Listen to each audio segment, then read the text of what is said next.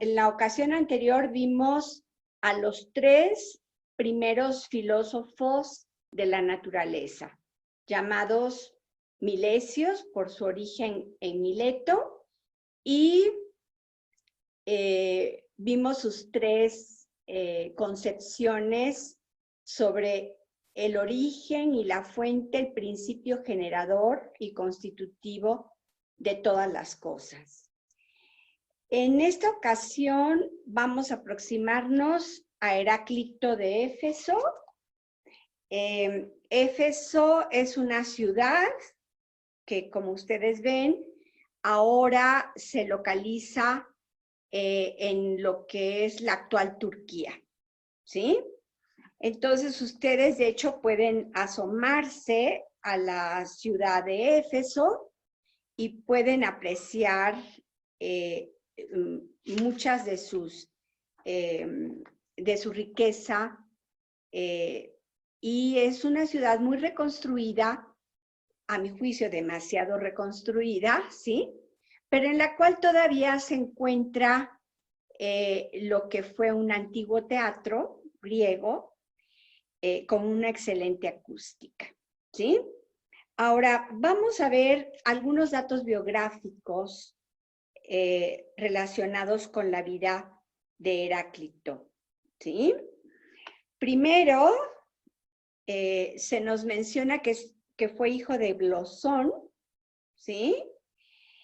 De Éfeso, y que tuvo su acmé o florecimiento, o sea, cerca de los 40 años, durante la Olimpiada del 69. En la fuente Diógenes Laercio, ¿sí? Recordemos que Diógenes vivió durante el siglo III después de Cristo. Esto es muy importante que lo tengamos presente, porque él nos da un conjunto de información muy rica, pero tardía, ¿sí?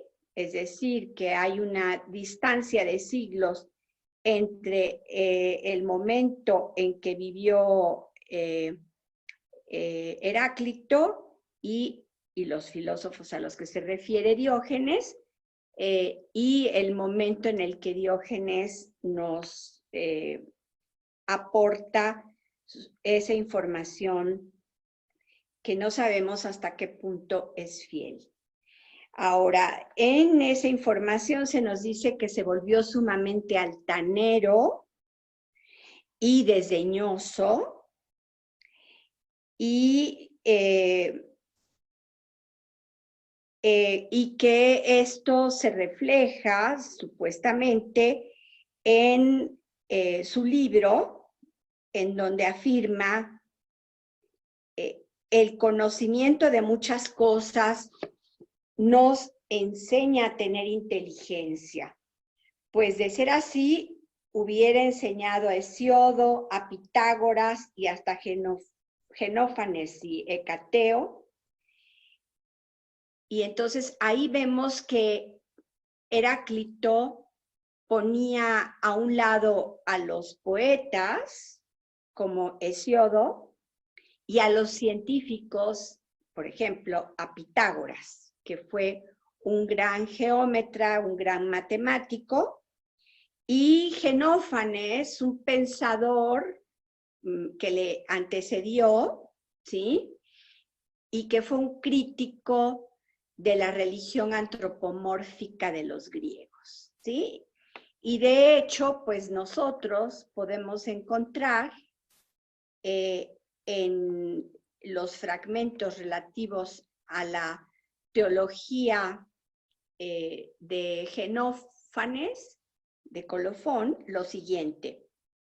Dice,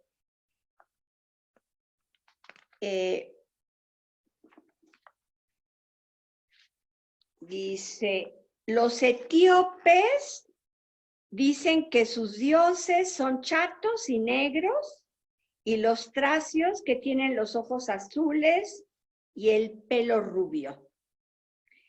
Y luego en el fragmento 169 de Genófanes de Colofón, se señala: si los bueyes, los caballos o los leones tuvieran manos y fueran capaces de pintar con ellas y de hacer figuras como los hombres, los caballos dibujarían las imágenes de los dioses semejantes a las de caballos y los bueyes semejantes a las de los bueyes, y harían sus cuerpos tal y como cada uno tiene el suyo. Es decir, ahí, a través de esa analogía y esas comparaciones, pues vemos claramente su crítica del antropomorfismo, ¿sí? Pero además también, a través del fragmento 170, ¿sí? Vemos que Xenófanes planteó: existe un solo Dios, el mayor entre los dioses y los hombres, no semejante a los mortales, ni en su cuerpo, ni en su pensamiento. Entonces ahí ya vemos una concepción monoteísta y no antropomorfista, ¿sí? En el pensamiento de Xenófanes. Xenófanes es un autor muy importante también entre los presocráticos, y yo les recomiendo que busquen el ensayo de Karl Popper sobre el escepticismo de Xenófanes de Colofón, ¿sí? Ahora, sin detenerme más en su pensamiento, me voy a abocar exclusivamente a lo relacionado con Hesiodo. Entonces ya les había hecho la observación de que coloca a la par, ¿sí?, a Hesiodo, el poeta épico y autor de la Teogonía y los trabajos y los días, junto a Pitágoras, ¿sí? Y esto es muy relevante, ¿sí? Porque quiere decir que le está dando la misma altura a un poeta que a un gran científico y matemático y geómetra como lo fue Pitágoras. Y luego compara a Xenófanes y Hecateo. Y Hecateo, recordemos, fue un astrónomo y un geógrafo muy importante, ¿sí? Entonces, quiere decir que, y esto lo vamos a apreciar a través de los propios aforismos heraclitianos, vamos a apreciar que de qué manera sopesa, juzga y descarta el conocimiento de los sabios, ¿sí?, antiguos, y de qué manera también critica a la religión, porque en eso vamos a observar en Heráclito una enorme valentía, ¿sí? Porque en su tiempo exponer las críticas tan agudas y extremas que le hizo a los rituales purificatorios y a esa concepción de lo divino, pues fueron muy importantes y muy valerosas. Entonces eso nos puede llevar a entender por qué Heráclito consagró a la diosa Artemisa en su templo su propio libro, ¿sí? No por altanería, no por considerarlo incomprensible para los demás, ¿sí?, sino también fue un acto, me parece, de protección para sí mismo. ¿Sí? ¿Por qué? Porque lo que él se atrevió a decir sobre los dioses y los rituales religiosos, pues era completamente contrario a la tradición. ¿Sí? Entonces, ahora vamos a ver que se le calificó de misántropo. ¿Qué quiere decir misántropo? Misos es enemistad, odio, desconfianza. Y anthropos, ser humano. Es decir, se le acusó de misántropo porque él se retiró, abandonó la ciudad de Éfeso en respuesta a una gran injusticia que la ciudad cometió hacia un gran amigo de Hesíodo. Y entonces él, en repudio, dejó la ciudad, se exilió, se autoexilió y vivió en el campo y se alimentó de los frutos silvestres y finalmente contrajo hidropesía, es decir, una enfermedad que retiene los líquidos, y él, guiado por sus ideas dialécticas, es decir, su visión de la naturaleza como una realidad en la cual los opuestos están oponiéndose o como adversarios, ¿sí?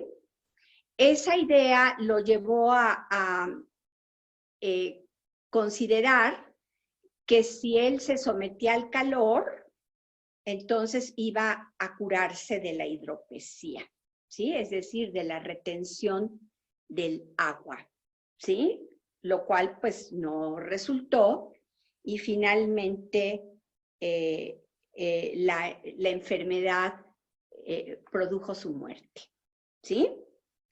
Pero él le retiró la palabra a sus conciudadanos y solo se dirigía a los niños, ¿sí?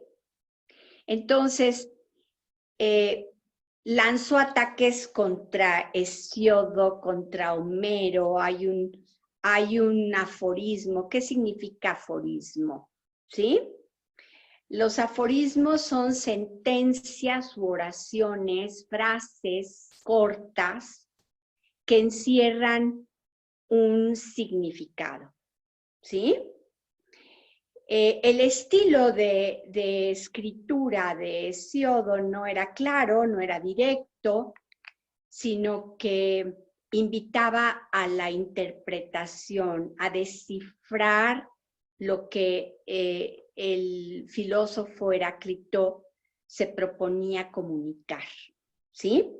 Entonces vamos a ver que esas enseñanzas, o nomai, en plural, en griego, esas enseñanzas o apotegmas, ¿sí? Sentencias que invitaban ya fuera a pensar, a criticar, a cuestionar, ¿sí? O a hacerse preguntas, ¿sí? Pues encerrarán un enigma, muchas de ellas, ¿sí? Por eso es interesante la observación que Nietzsche, que fue un gran filólogo, que a los 27 años consiguió su cátedra en una universidad, Nietzsche, en su curso sobre los presocráticos, en referencia al estilo de Heráclito, dice que es muy interesante que retome las enseñanzas del oráculo de Delfos. ¿Sí? Cuando introduje al curso de Historia de la Filosofía 1, presocráticos a Platón, hice referencia en lo religioso a ciertos lugares sagrados que eran venerados, respetados de manera común, es decir, que eran a los cuales acudían peregrinos, y por ejemplo, el oráculo de Delfos estaba consagrado al dios Apolo, y los que acudían a consultar el oráculo, ¿sí?, se dirigían a la deidad, ¿sí?, a Apolo, y formulaban sus preguntas. Y las respuestas eran enigmáticas, es decir, no eran claras. Ahora, respecto al oráculo de Delfos, es interesante considerar lo que Fontenrose, un estudioso del siglo XX, nos transmite. Es decir, no todas las respuestas oraculares, es decir, no todas las respuestas que proporcionaba el oráculo eran enigmáticas. No todas requerían un proceso de interpretación y desciframiento, sino que había preguntas muy directas, nosotros lo vamos a ver, cuando Sócrates en su apología, de acuerdo con el testimonio platónico, se refirió a un amigo suyo, partidario de la democracia, que acudió a Delfos y que preguntó quién es el hombre más sabio de Atenas, y el oráculo respondió Sócrates. ¿Sí? Entonces ahí tenemos una pregunta muy específica y una respuesta muy directa y clara. ¿Sí? Entonces ya nos ocuparemos de eso. Pero, ¿cuáles eran las inscripciones en el oráculo de Delfos y que Nietzsche repara en su enorme importancia? Noti se auto. Conócete a ti mismo. Es decir, el lugar al sagrado al que acudían a consultar al dios, Apolo, lo primero que decía era, conócete a ti mismo. ¿Sí? Esa era una de las inscripciones. La otra, nada en demasía. O sea, no propasarse en nada. ¿Sí? Que era pues una máxima, un consejo de moderación, de templanza. ¿Sí?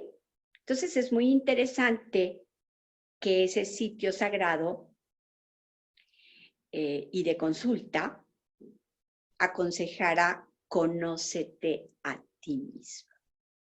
¿Sí? Porque entraña una paradoja. ¿Sí? Porque los consultantes acudían para conocer su destino.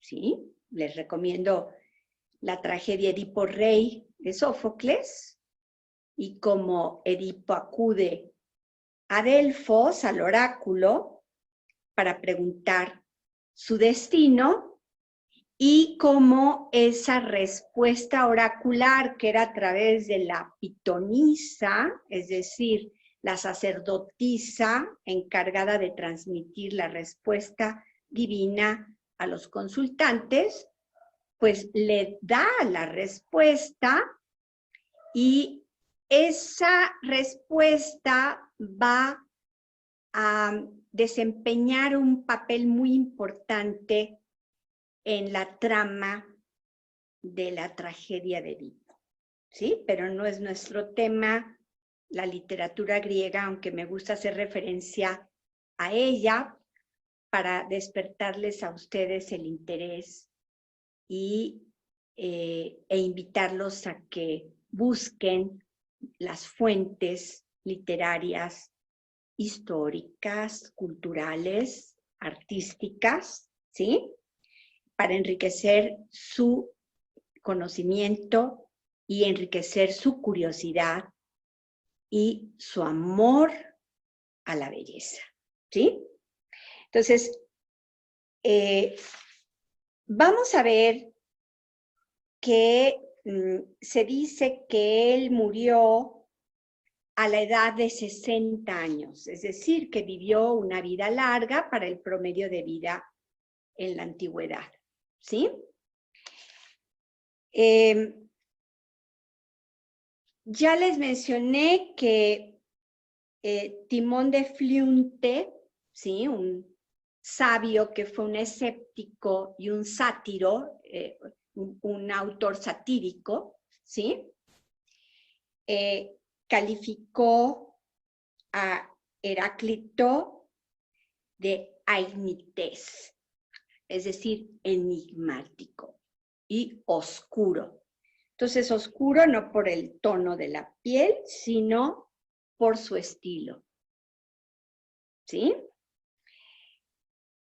El libro de Heráclito se tituló Perifiseos, que en griego significa sobre la naturaleza, ¿sí?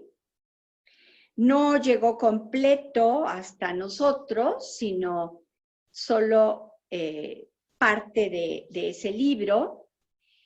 Hay estudiosos de Heráclito que defienden que hay que interpretar los distintos fragmentos de los que disponemos de manera unitaria, ¿sí? Y buscar esa unidad.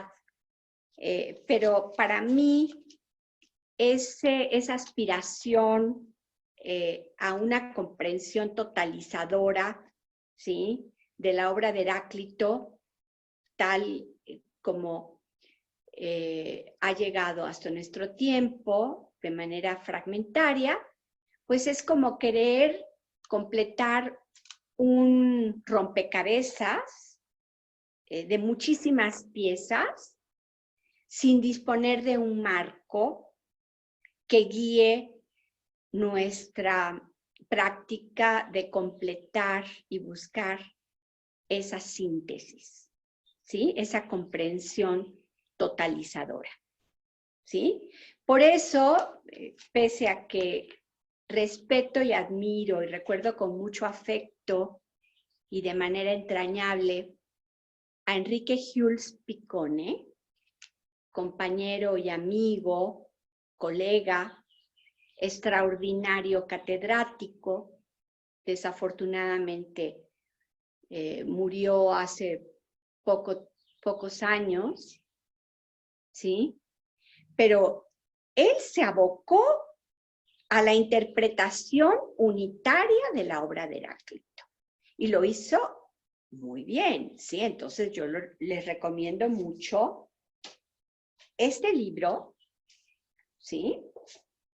Que les voy a enseñar, ¿sí? Editado por Omar Álvarez Salas y Enrique Jules Piccone, y se titula El libro de Heráclito 2500 años después.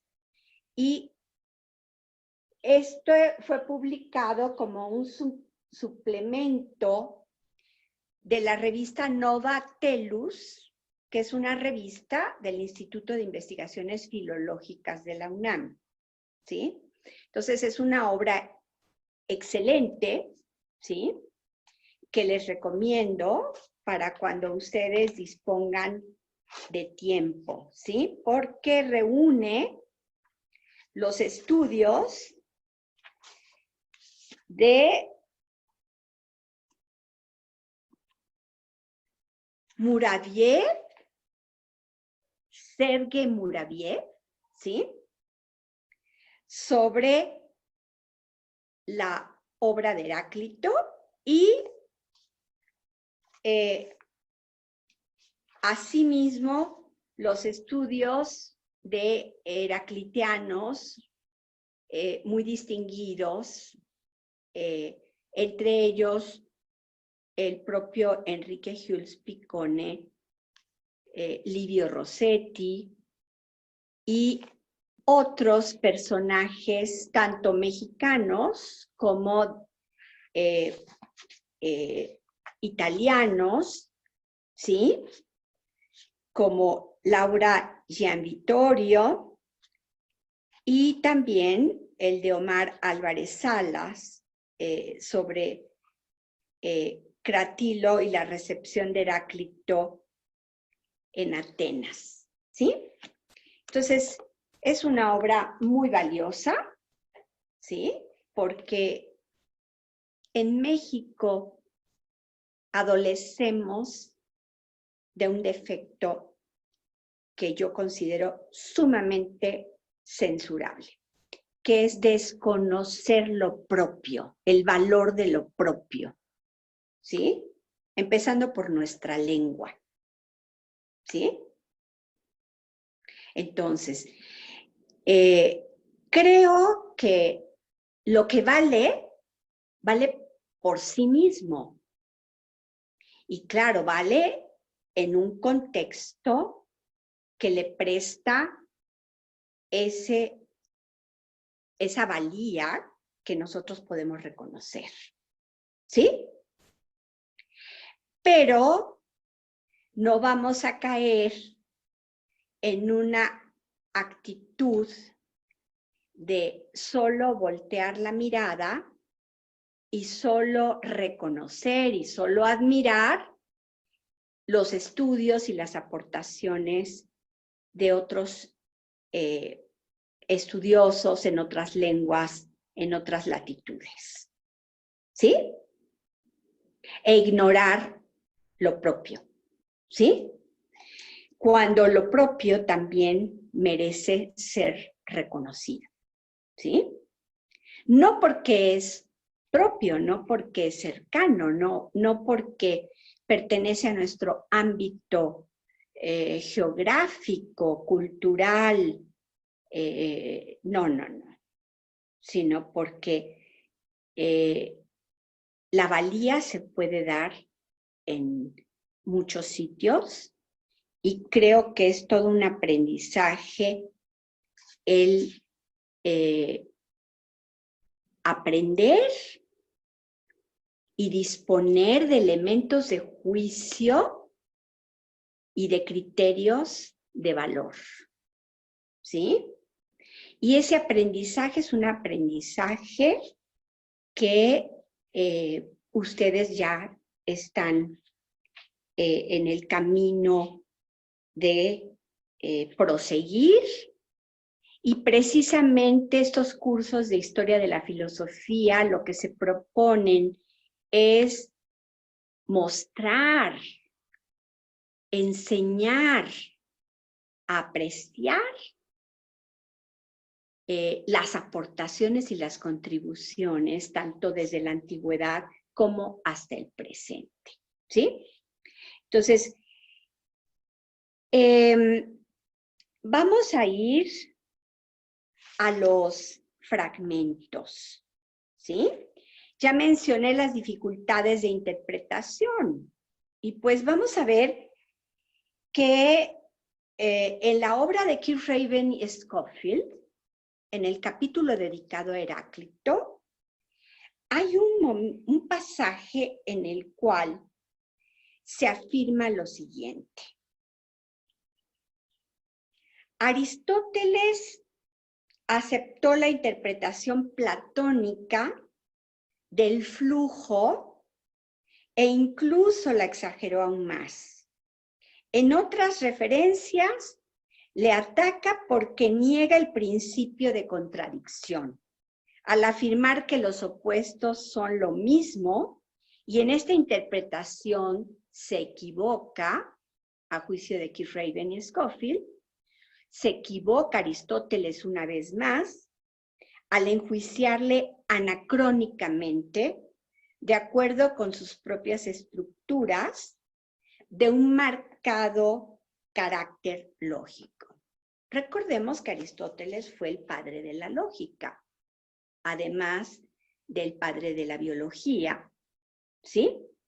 Entonces, simplemente por sus 5 tratados lógicos conservados, estaría en la historia de la ciencia, en un sitio muy especial, ¿sí? Pero yo pienso que no fue un sesgo en la interpretación de Aristóteles. Lo que pasa es que lo que prevaleció entre los intérpretes de Heráclito, pues fue una concepción de la unidad de los opuestos que ganó terreno en el siglo V, ¿sí? Y a Aristóteles, como a Platón, les preocupaba la visión de la unidad de los contrarios que pudiera poner en duda la distinción entre lo verdadero y lo falso, entre lo justo y lo injusto, entre lo bello y lo feo. ¿Sí?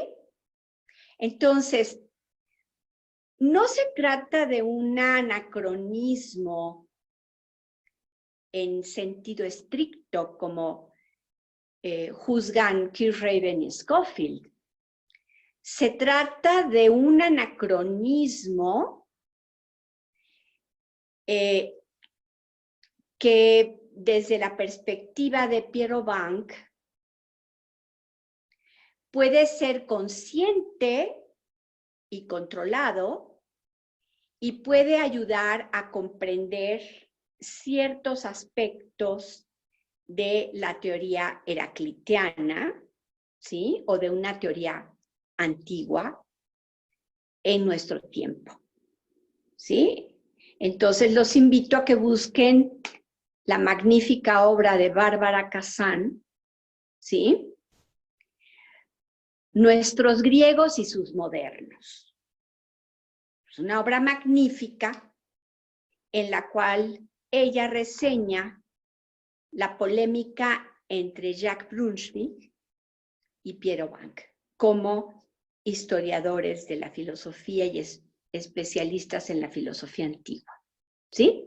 Entonces yo les recomiendo mucho esa extraordinaria obra, ¿sí?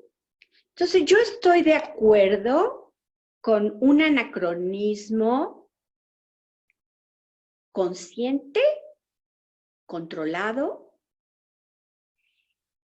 que persiga una aproximación a conceptos, teorías muy lejanas, muy lejanos también, y que pueda ayudarnos a entender no solo esos conceptos y esas teorías, sino los debates sostenidos por los pensadores antiguos, sobre todo considerando que sus obras nos llegaron de manera fragmentaria, tardía, y por tanto que resulta muy difícil para nosotros entender, comprender de manera adecuada esos términos, esos conceptos, esas teorías, ¿sí?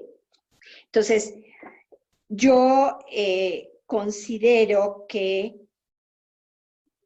tiene parte de razón Keith Raven y Scofield, ¿sí? Porque vamos a ver la teoría de la unidad de los opuestos a partir de los fragmentos disponibles Y vamos a ver que varios fragmentos nos permiten entender la unidad de los opuestos en un sentido que no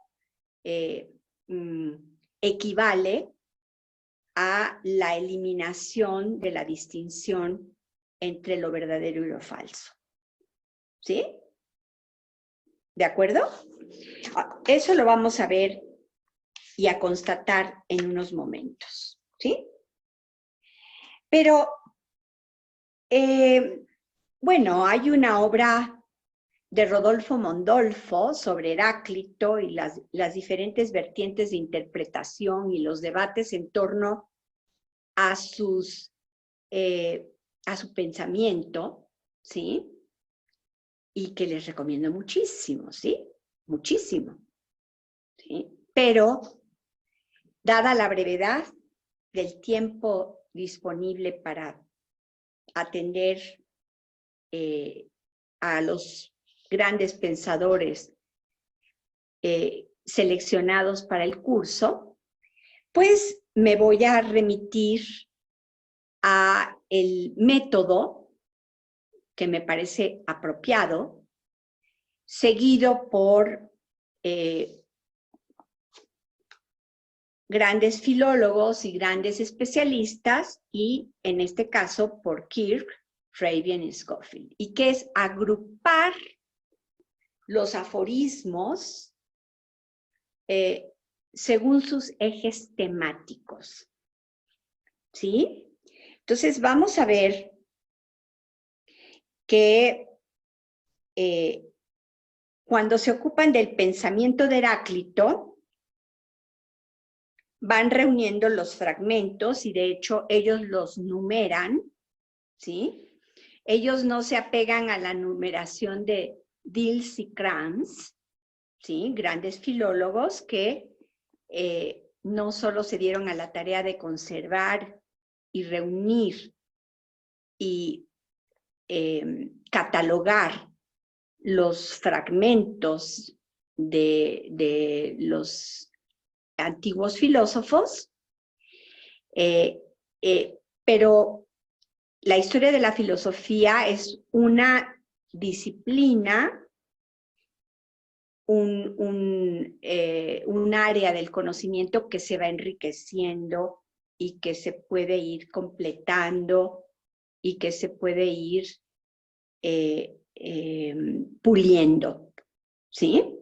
Gracias al trabajo especializado, riguroso, tanto de filólogos como de filósofos y en una tarea común, ¿sí? Entonces, ellos, Kirk-Raven y Scofield, van numerando los fragmentos de cada autor. Entonces, en el fragmento 194 se señala, transmitido por Sexto Empírico, un filósofo escéptico, que es una fuente muy importante para aproximarnos al escepticismo antiguo, ¿sí? Ahí en Adversus Mathematicos, contra los matemáticos. Ahora, recordemos que mathematike en griego antiguo significaba enseñanza y aprendizaje, ¿sí? Entonces son los maestros, contra los maestros, contra los dogmas, contra la enseñanza dogmática, ¿sí? Entonces vamos a ver que Sexto Empírico cita lo siguiente. Siempre se quedan los hombres sin comprender que el logos es así como yo lo describo. Lo mismo antes de haberlo oído que una vez que lo han oído. Pues aunque todas las cosas acontecen según este logos, se parecen los hombres a gente sin experiencia, incluso cuando experimentan palabras y acciones, tales cuáles son las que explico, cuando distingo cada cosa según su constitución y digo cómo es. Al resto de los hombres les pasan desapercibidas, cuantas cosas hacen despiertos, del mismo modo que se olvidan de lo que hacen cuando duermen. ¿Sí? Y aquí encontramos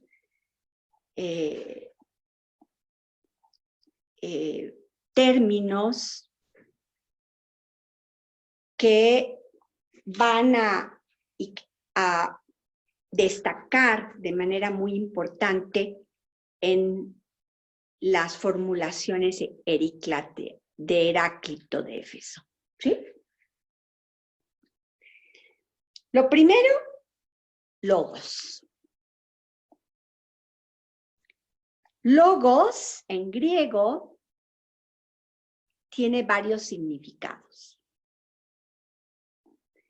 Logos es palabra, discurso, razón, cuenta.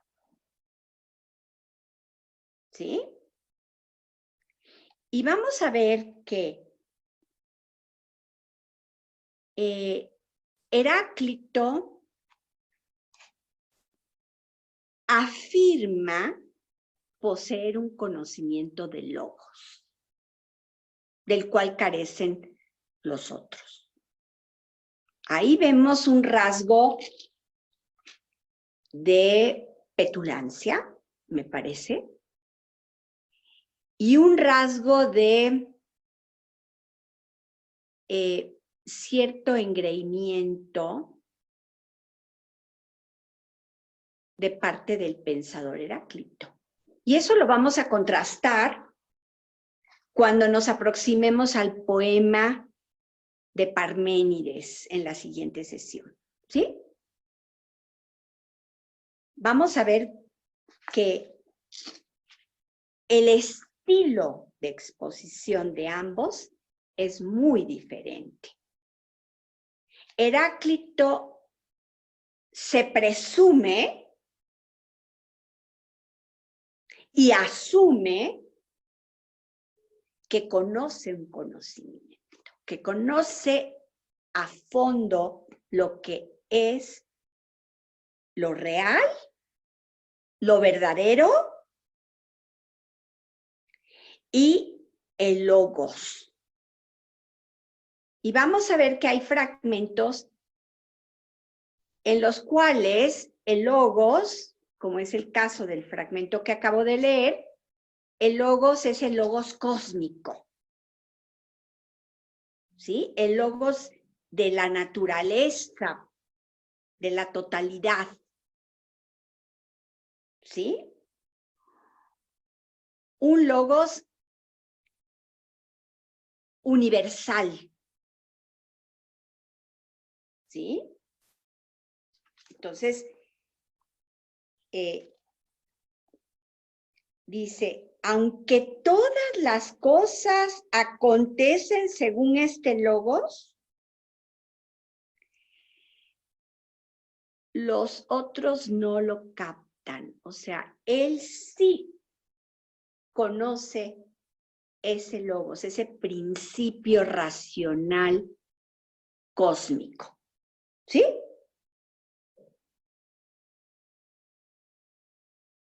Luego, también declara que él distingue cada cosa según su constitución. ¿Sí?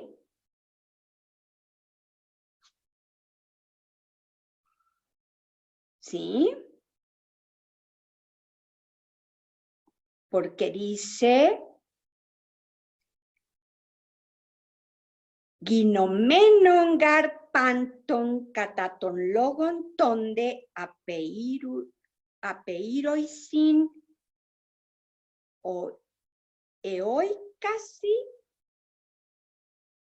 peiromenoi kai apeon kai ergon toiuton o crion ego diegeumai catafisin, según su naturaleza, catafisin.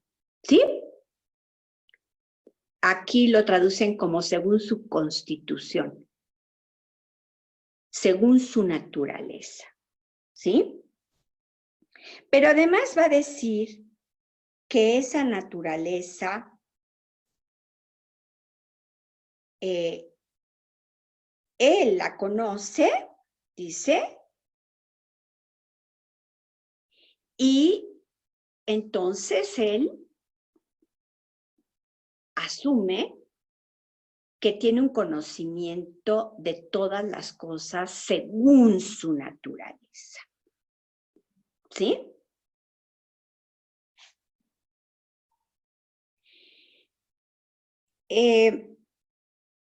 Si nos vamos al fragmento 196 de Heráclito, que nos transmite otra fuente tardía, Hipólito, dice, tras haber oído a Logos y no a mí, es sabio convenir en que todas las cosas son una.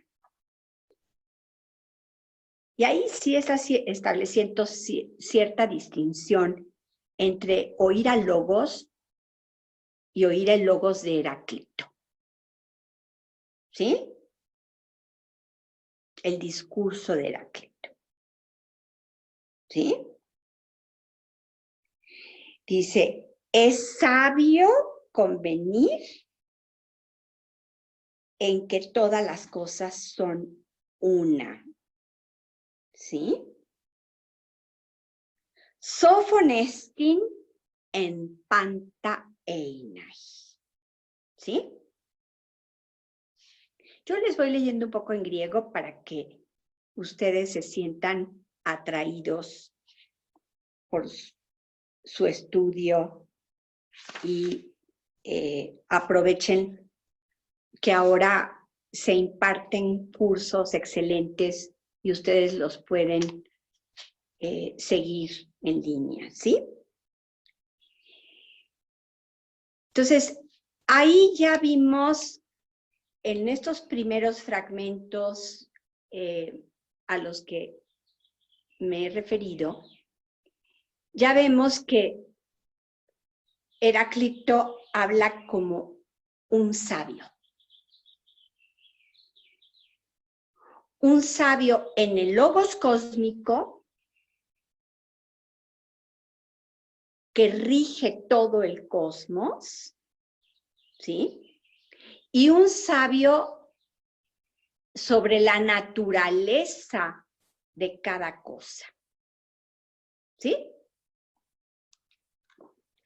Entonces, estos rasgos cabrían en el adjetivo que usa Diógenes Laercio para referirse al estilo de Heráclito, que es la altanería. ¿Sí? Y eso contrasta enormemente con la manera socrática de filosofar. ¿Sí?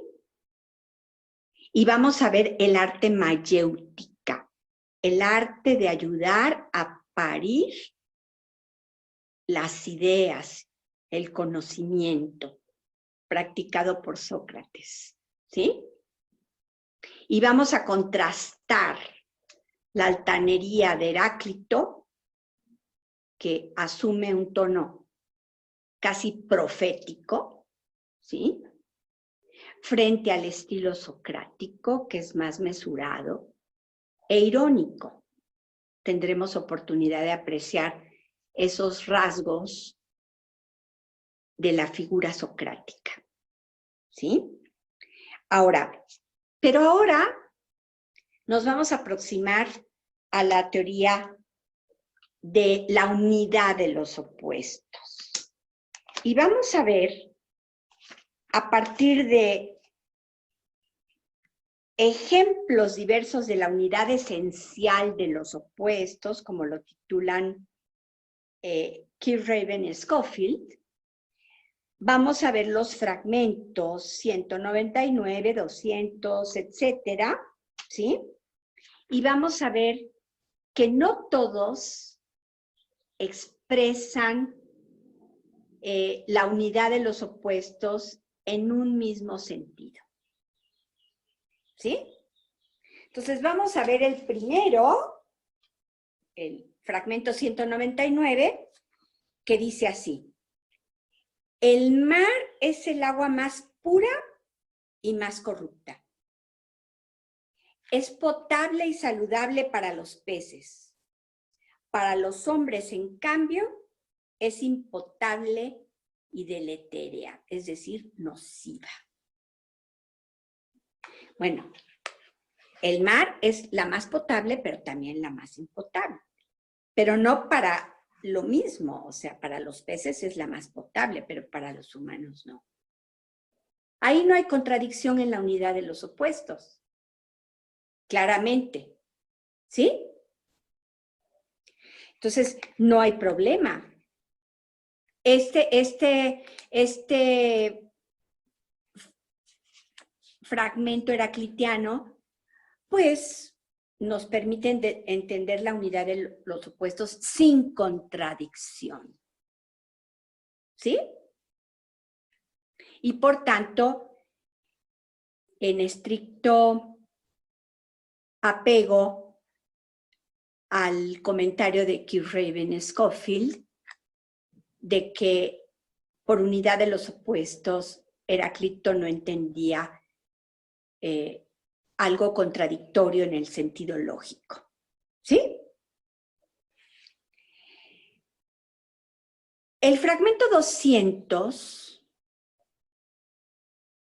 es un aforismo muy sabio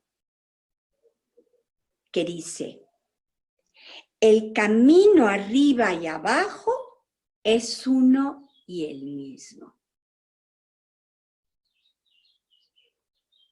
Entonces, nosotros podemos entenderlo en sentido metafórico, que es una metáfora, una manera de expresar y de decir una idea en un sentido un tanto enigmático. ¿Sí? Yo les puse el ejemplo de la metáfora de Esquilo, la luna pupila de la noche. No, qué manera de describir la luna llena. Y la noche como un gran ojo negro. ¿Sí? Ya una vez que leemos esa metáfora de Esquilo, ya no vamos a ver la misma luna. ¿Sí? Ahora, volviendo a este aforismo heraclitiano, meditemos. El camino hacia arriba es el mismo que el camino descendente. Esto puede tener múltiples significados. Nos sugiere que pensemos, tengamos en cuenta que cuando vamos ascendiendo en años, también vamos declinando. Y esta reflexión, pues, nos puede servir para meditar sobre el valor de la existencia, el valor del tiempo, el valor de la experiencia. Ustedes están muy jóvenes, entonces están en el camino ascendente. Cuando se es joven se piensa que uno es inmortal. ¿Sí? No piensa uno en la muerte, a menos que alguien querido muera. ¿Sí? Y que nos haga cobrar sentido de que somos seres finitos, somos seres mortales, somos vulnerables, somos frágiles. Y ahora en plena pandemia, pues esto lo tenemos muy presente. ¿Sí? Totalmente presente. No nos debe llevar al desaliento, a la indiferencia, a la apatía. No. Creo que ustedes todos están muy atentos al presente, pero también no han perdido la dimensión del futuro. Y recordemos el verso de Antonio Machado. Hoy es siempre todavía. Sí. Todavía para cada uno de ustedes, para su vida y para nuestro país y para la humanidad. ¿Sí? No perdamos la esperanza. ¿Sí? La engañosa Elpide. ¿Sí? No, no, no. Ahora, entonces, lo podemos tomar en un sentido muy literal, chato. O sea, yo asciendo a la parte más alta de una montaña y luego tomo el camino, el mismo camino de regreso. Entonces el camino es ascendente y descendente. No, no, no, en ese sentido literal, pues estamos haciendo una lectura tipo Manolito, el amigo de Mafalda, ¿sí? No estamos haciendo una lectura filosófica, ¿sí? Profunda. Entonces, hay otro fragmento de la unidad de los contrarios que me fascina y que es este siguiente. Dice, la enfermedad hace a la salud agradable y buena. El hambre a la hartura. El cansancio al descanso. Es decir, apreciamos lo digno de aprecio, la salud, el estar saciados, es decir, el no pasar hambre, y el descanso a partir de sus opuestos. ¿Sí? Entonces, pues ahí podemos acordarnos de la poesía de Amado Nervo, nuestro gran poeta, ¿sí? ¿Sí? ¿Qué es lo que busca cada quien? El rico aburrido, la amenidad de la conversación. El pobre, el dinero. ¿Sí? En fin, ya se me olvidó la poesía de Homero, digo, de Nervo, ¿sí? Porque a nosotros nos enseñaban a decir poesía y apreciarla, ¿sí? Ahora, queda claro que los opuestos nos permiten entender y apreciar las diferencias, ¿sí? Y sin contradicción, ¿sí? ¿Por qué? Porque lo dulce, lo salado, lo agrio, ¿sí? Cada uno de los sabores, pues lo vamos apreciando a partir de su contraste también, ¿sí? Pero aquí vamos a ver un fragmento que nos va a poner en aprietos, ¿sí? Que es el fragmento 202. Lo mismo es vida y muerte, velar y dormir, juventud y vejez. Aquellas cosas se cambian en estas y estas en aquellas. Y ahí es donde vemos esa idea de la unidad de los opuestos, que puede resultar difícil de entender y difícil de aceptar. ¿Sí? ¿Sí? ¿Es lo mismo velar y dormir? Les pregunto a ustedes. ¿Es lo mismo estar vivo que muerto? Bueno, eso metafóricamente puede ser sumamente profundo, ¿sí? Porque hay personas que viven y no se enteran de que están vivas, ¿sí? ¿Sí? Entonces, le podemos interpretar o intentar entender este aforismo heraclitiano en sentidos profundos y que nos permitan reflexionar y aproximarnos a su pensamiento en un sentido reflexivo. ¿Sí?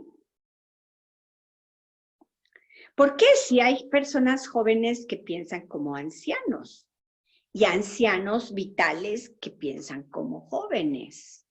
¿Sí? Pero de eso a decir que juventud y vejez son lo mismo, pues yo les pregunto, les dejo abierta la pregunta. ¿Sí? Entonces, es muy difícil entender la unidad de los opuestos en un solo sentido. ¿Sí? Yo por eso los invito mejor a considerar la tesis de Wittgenstein de que todo puede ser descrito de diferentes maneras. ¿Sí? O sea, de que los juegos del lenguaje nos permiten describir nuestras experiencias, nuestras observaciones, nuestras ideas y los objetos que percibimos de diferentes maneras. ¿Sí? Y eso sin incurrir en presuposiciones metafísicas, es decir, que van más allá de lo observable, lo experimentable, lo que podemos nosotros contrastar e intentar examinar de manera analítica y razonada. ¿Sí? Porque aquí vamos a ver otro fragmento, ¿sí? Sobre la unidad y la pluralidad. Las cosas en conjunto son todo y no todo, idéntico y no idéntico, armónico y no armónico. Lo uno nace del todo y del uno nacen todas las cosas. Entonces ya ahí vemos que hay toda una noción de la unidad de los opuestos que se vincula con una idea del cosmos, ¿sí? Como un orden en el cual todo está en tensión o en guerra con todo, ¿sí? Entonces, ahí vamos a ver que el fragmento 204, Dios es día, noche, invierno, verano, guerra, paz, hartura, hambre. Todos los opuestos, este es su significado. Cambia como el fuego, al que cuando se mezcla con perfumes, se denomina de acuerdo con la fragancia de cada uno de ellos. Entonces ahí vemos que hay una unidad de los opuestos y que el fuego, como elemento físico, cobra un lugar muy importante porque es un elemento transformador.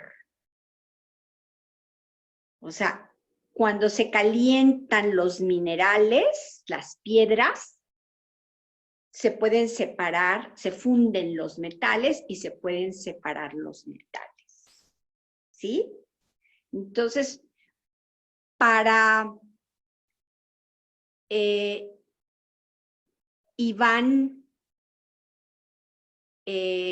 Humberto, que te estás formando como químico, pues esto yo creo que cobra una importancia grande, ¿sí?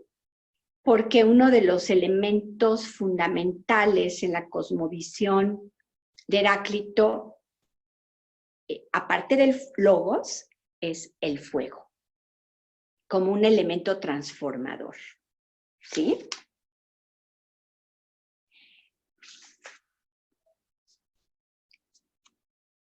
Ahora,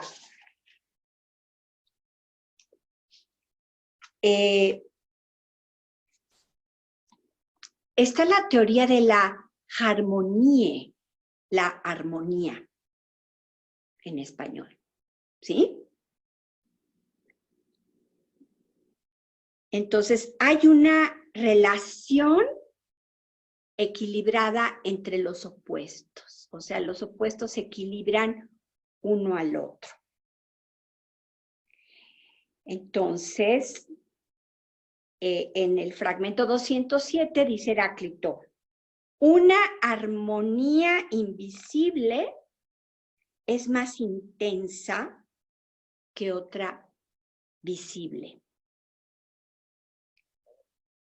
Luego, en el 208 dice, la auténtica naturaleza de las cosas suele estar oculta. Entonces, ¿qué podemos entender o apreciar? Que Heráclito se precia de conocer la naturaleza oculta de las cosas. ¿Sí? Y esto pues también va a contrastar con el estilo de filosofar de Parménides, como tendremos oportunidad de apreciar en la siguiente sesión, al igual que con el estilo de filosofar de Sócrates, que es mucho más moderado, mucho más mesurado. ¿Sí? Ahora vamos a otro término fundamental en el pensamiento de Heráclito, que es polemos, guerra. En español la palabra guerra es femenina, la guerra. En griego es ho polemos, el guerra. ¿Sí? Entonces, por eso, en el fragmento 212 se dice, la guerra es el padre y el rey de todas las cosas. A unos los muestra como dioses y a otros como hombres. A unos los hace esclavos y a otros libres. Entonces, vamos a ver que la guerra es un principio generador del orden político y social. Y ahí vemos el pensamiento político de Heráclito. ¿Sí? El orden social de quiénes son, a quiénes hace dioses y a quiénes hace mortales. Eso es muy atrevido, sobre todo en su tiempo. Es decir, que inclusive no solo el orden social y político en el orden humano, sino la separación entre dioses y simples mortales se establece por la guerra. ¿Sí? Por eso dice Basileus, rey, porque de hecho Heráclito heredó el título de Basileus, pero en su tiempo ya no gobernaban los antiguos reyes, Basileus, sino los tiranos. Y mencionamos que los tiranos antiguos no solían abusar de su poder. ¿Por qué? Porque si bien alcanzaron el poder en virtud de las armas y del apoyo popular, pues tenían que mantener el apoyo popular. De lo contrario, pues perdían su prepotencia, su hegemonía. ¿Sí? Entonces, vean que de alguna manera está en ciernes, como han señalado algunos estudiosos de Heráclito. Aquí está señalada la guerra como un principio del orden político y social. ¿Sí? Luego, otro fragmento.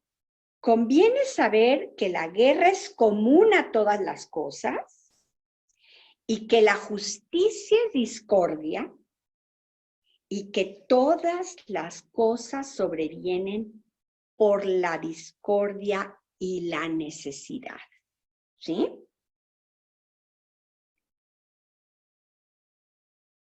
Ginómena panta catherin. Erin es la discordia, Eris, la diosa discordia, ¿sí? Pero aquí está en acusativo, Erin, Caigeón, necesidad. ¿Sí? Entonces, Pólemos es un principio rector, universal. Es decir, no solo en el ámbito de la historia y la política humanas, sino en el cosmos. ¿Sí? Luego vamos a ver que más adelante, ¿sí?, se nos transmite el fragmento que Platón intercala en su diálogo Cratilo sobre el lenguaje, ¿sí?, en donde dice, ¿sí?,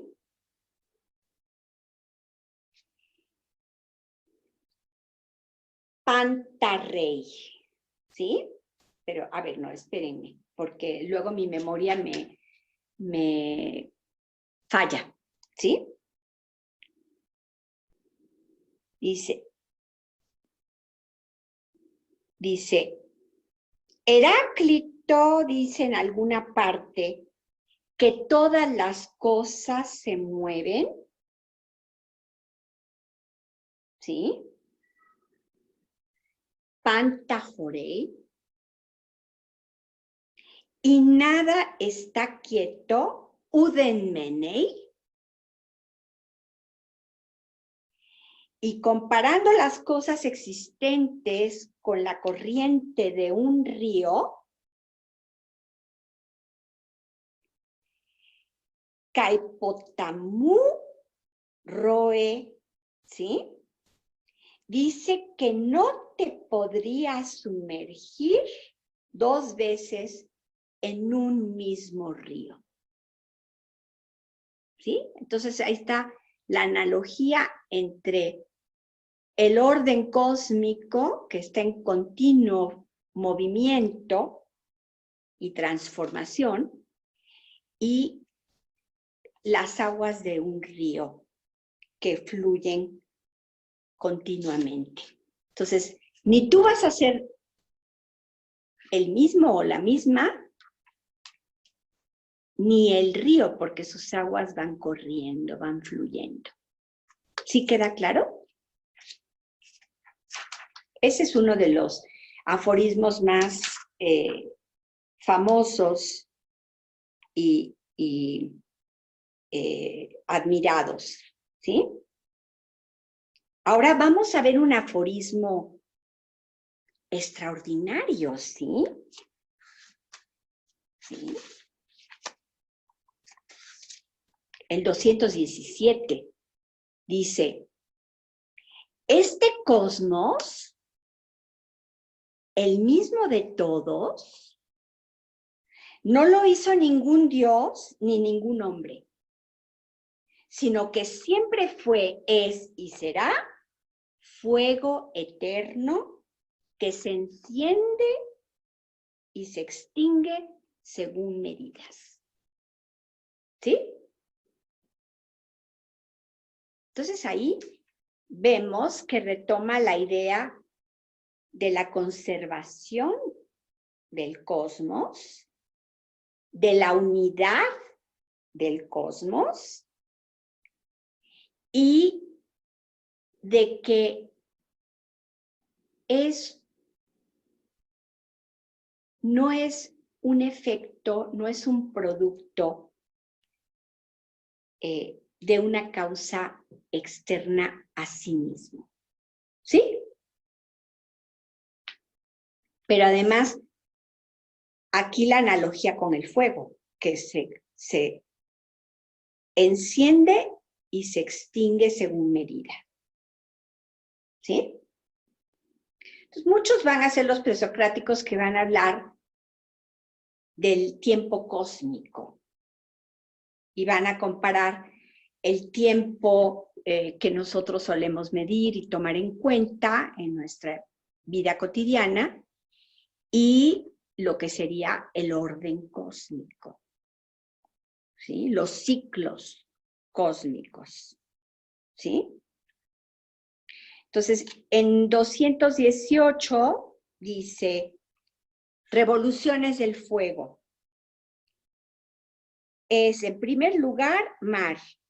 Y de este mar, la mitad tierra y la otra mitad exhalación brillante.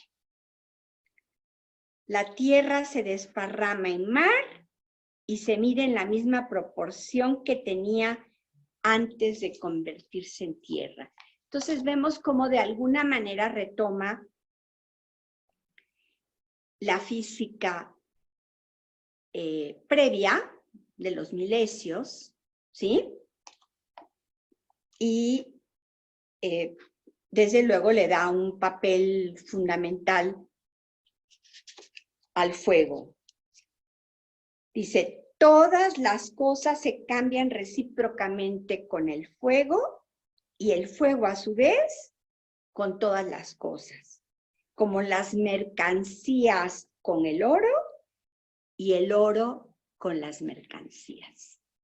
¿Sí? Entonces, muy interesante esta analogía de la transformación cósmica de todas las cosas y el intercambio comercial, porque recordemos que el siglo VII, la era arcaica, fue un momento en el cual se introdujo el uso de la moneda para los procesos de intercambio. ¿Sí? Y ahí vemos cómo remite a la unidad oro, la unidad de medida, ¿sí? Para los intercambios comerciales, ¿sí? Ahora, vamos hacia otros fragmentos heraclitianos muy interesantes sobre la sabiduría. En 227, a través de Diógenes Laercio, se señala, una sola cosa es la sabiduría. Conocer con juicio verdadero cómo todas las cosas son gobernadas a través de todas las cosas. Entonces, ese cosmos de los opuestos y esa teoría de la unidad de los opuestos y de la armonía que subyace y que es más profunda, pues trae consigo cierto equilibrio o va unida a la idea de cierto equilibrio en la naturaleza, de un orden y una armonía.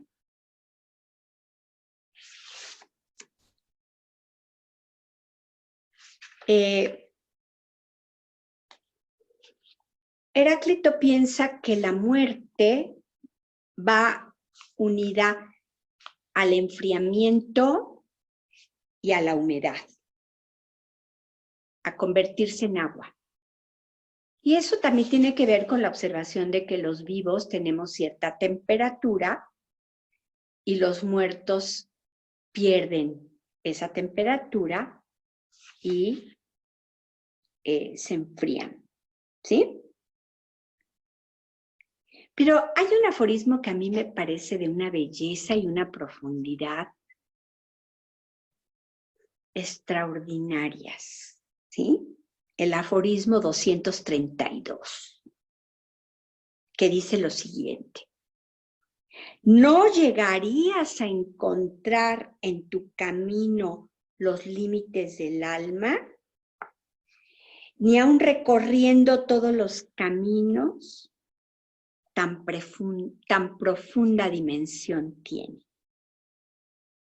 O sea, es inabarcable el alma.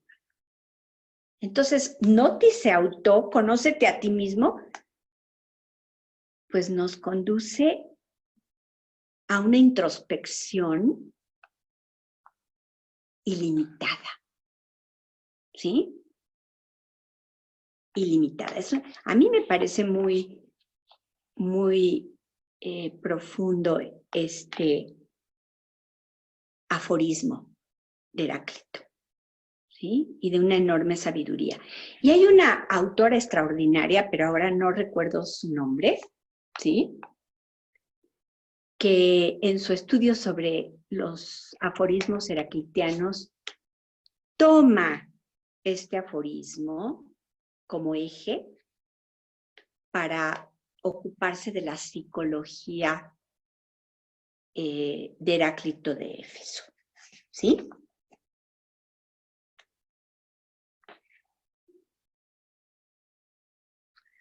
Entonces, voy a saltarme algunos fragmentos y me voy a ir a las críticas de Heráclito a la religión tradicional, porque esto me parece de un valor extraordinario, ¿sí? Entonces, el fragmento 241 señala: vanamente se purifican los delitos de sangre manchándose con sangre, como si el que se ha metido en el barro pretendiera limpiarse con barro.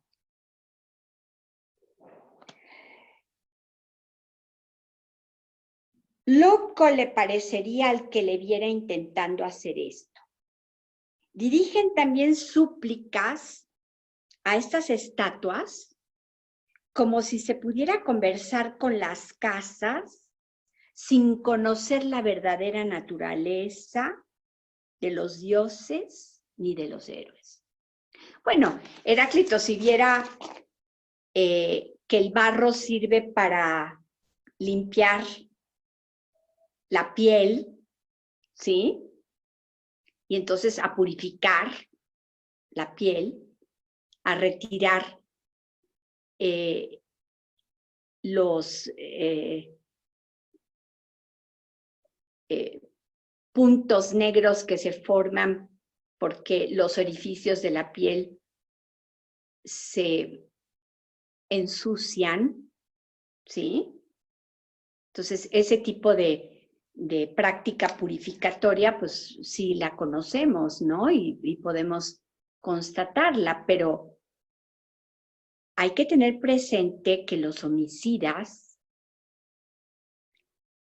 se veían obligados a practicar un ritual de purificación, que era sacrificar un cerdo y bañarse con la sangre de ese cerdo sacrificado. ¿Sí?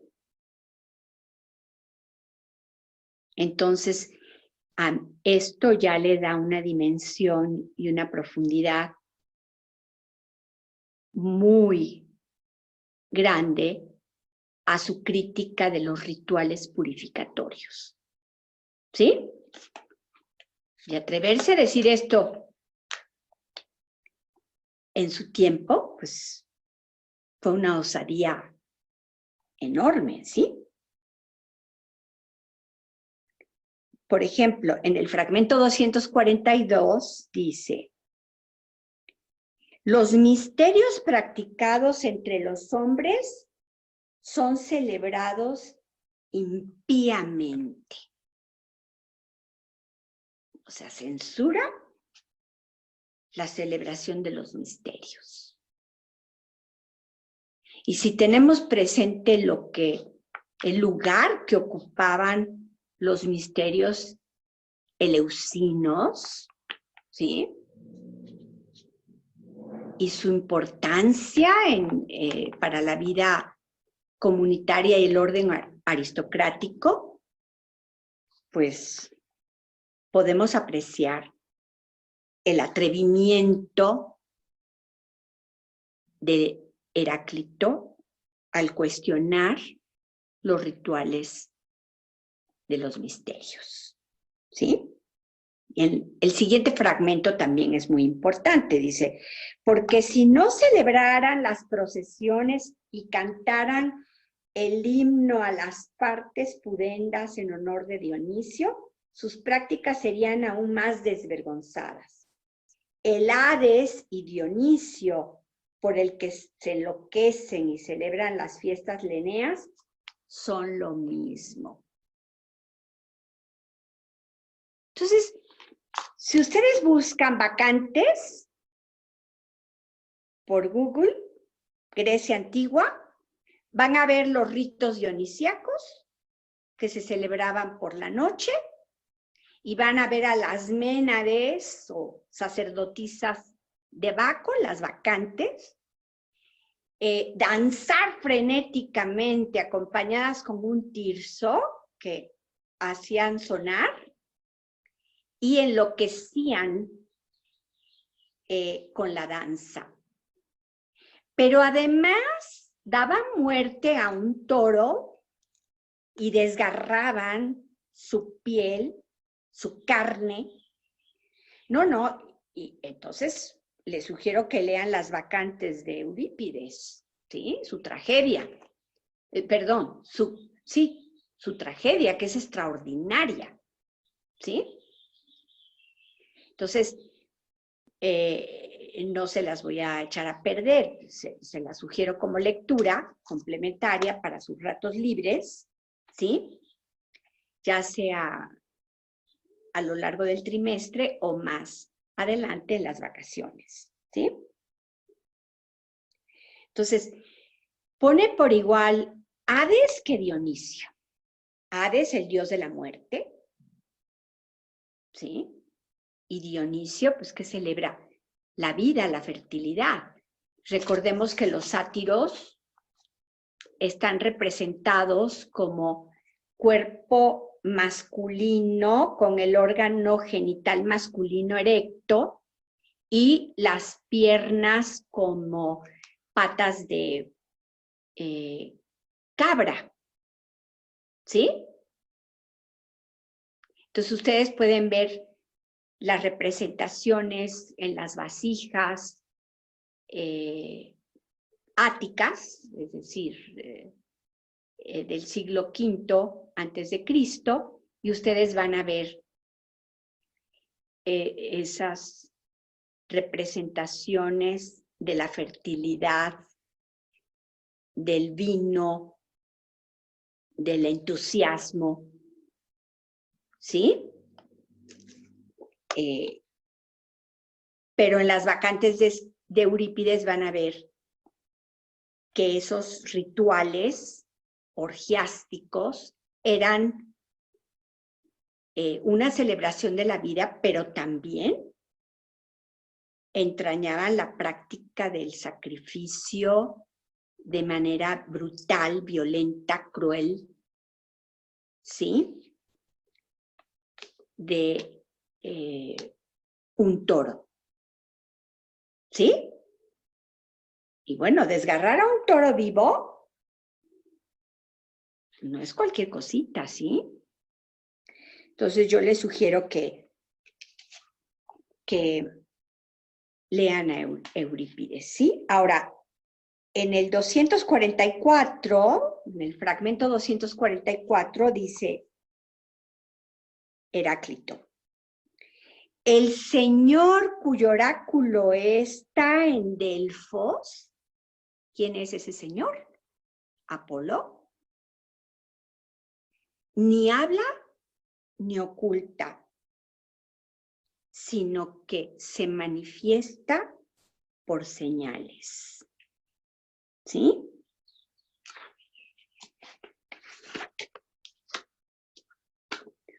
Ute legei,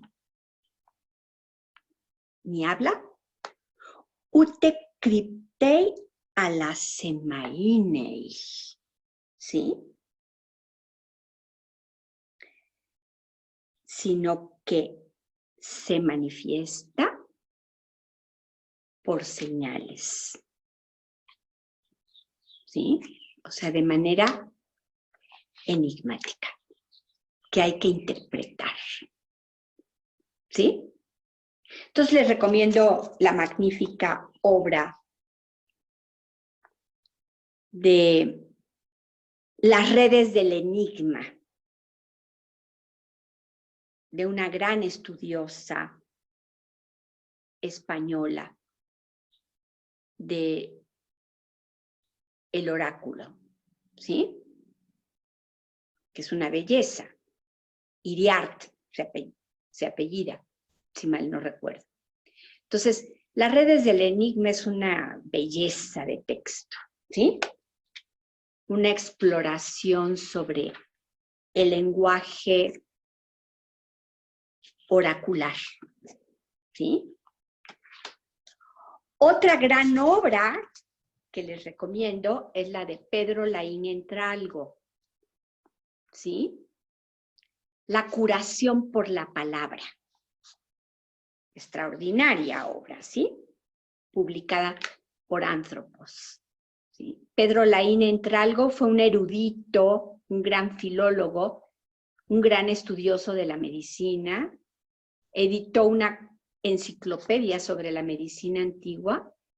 Extraordinario, ¿sí? Entonces, en la curación por la palabra, él va de Homero a Aristóteles. No, es una belleza su obra, ¿sí? Y muy profunda y muy aleccionadora. Ahora vamos a continuar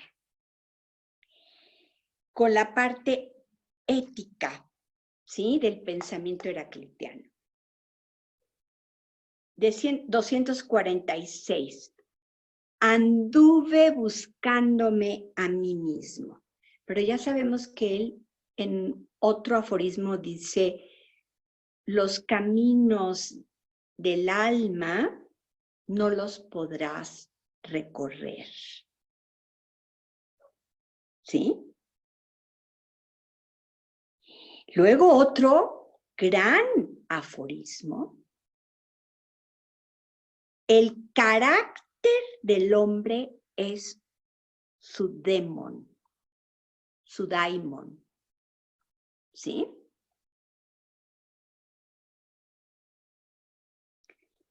Ethos anthropo daimon. Sí, porque en lugar de culpar al destino, señala como principio al carácter, ethos. ¿Sí? Ethos significa modo de ser y modo de sentir. ¿Sí? Entonces, no vamos a atribuirle la responsabilidad de nuestros actos y de nuestra vida a fuerzas ajenas al carácter. Ahí ya vemos que está concibiendo la existencia humana en otros términos muy alejados de los tradicionales, ¿sí? Que atribuían al destino los infortunios o la felicidad, ¿sí? El acaecer de la existencia. Hay otro principio hermosísimo y muy profundo en 249. Es necesario que el pueblo luche por la ley como si se tratara de las murallas de la ciudad. ¿Por qué? Porque la ley protege a la ciudad, a la comunidad en su interior. Y las murallas de los ataques externos. ¿Sí? Entonces aquí vemos una enorme sabiduría, porque en sociedades anómicas como la nuestra, en la cual existen excelentes leyes, pero estas no se respetan, ¿sí? Entonces vemos que los conflictos, las divisiones, los antagonismos, las desigualdades, las confrontaciones son terribles, ¿sí? Y hay una enorme inseguridad, ¿sí? ¿Por qué? Porque no hay garantía de los derechos recíprocos, ¿sí? Entonces, el orden legal protege tanto como las murallas de la ciudad. Todas las ciudades antiguas estaban amuralladas para protegerse de los ataques externos. Entonces, creo que esta reflexión heraclitiana es sumamente profunda y valiosa y pertinente y digna de tenerla en cuenta en todas las épocas, incluida la nuestra y en todos los contextos, incluido el nuestro. ¿Sí? Y bueno, vamos a ver que le da un papel muy preponderante a lo común, a la comunidad. ¿Sí? Dice, es necesario que los que hablan con juicio se apoyen en lo que es común a todos.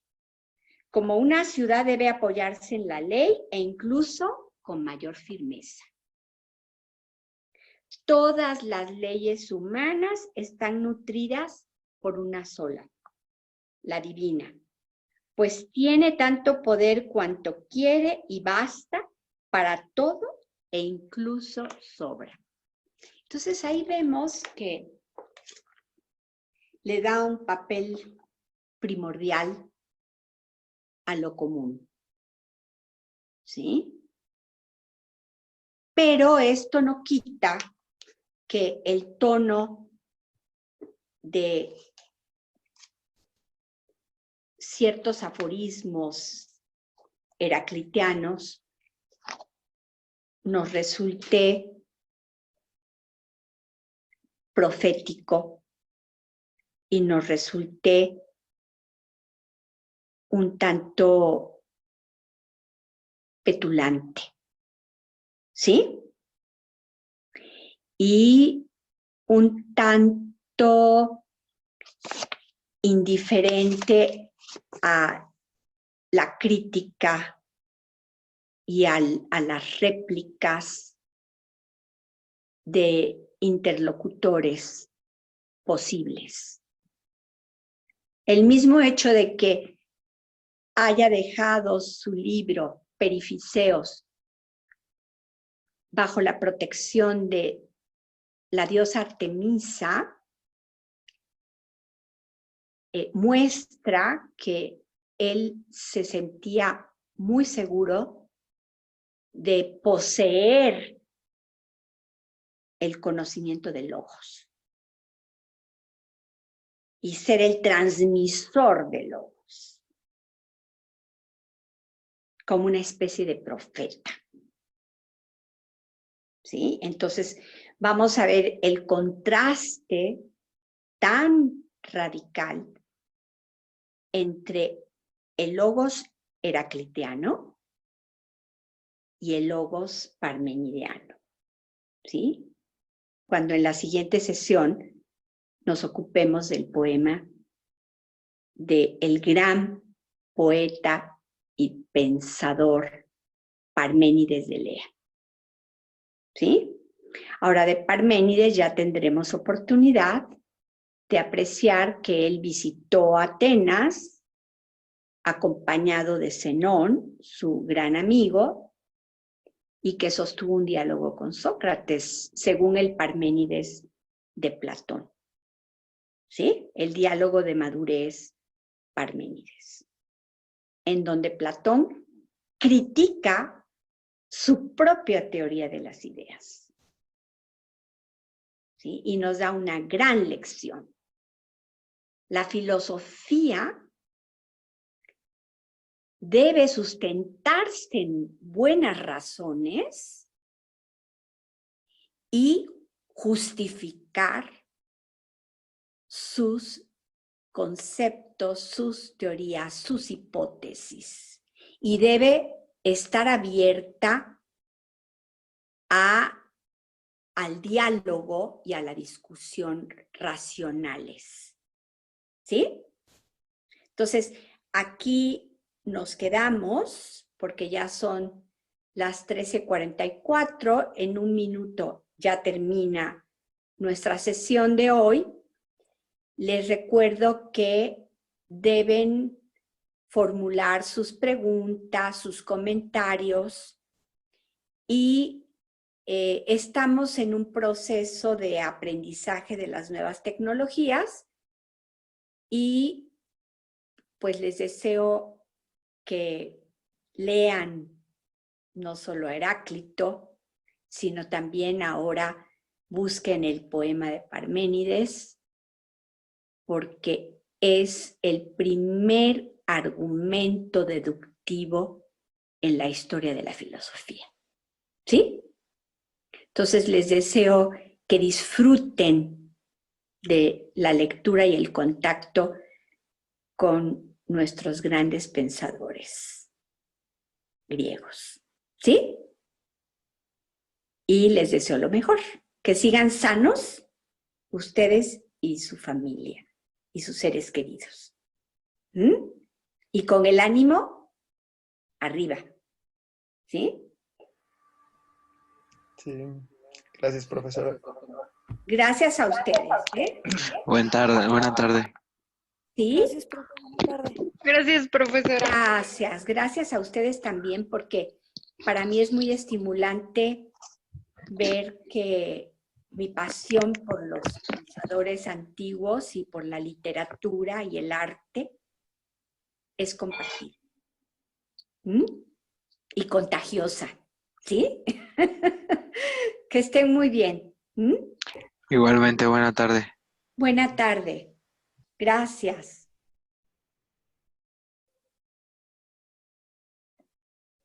Tenemos que salir de la reunión, ¿sí? Y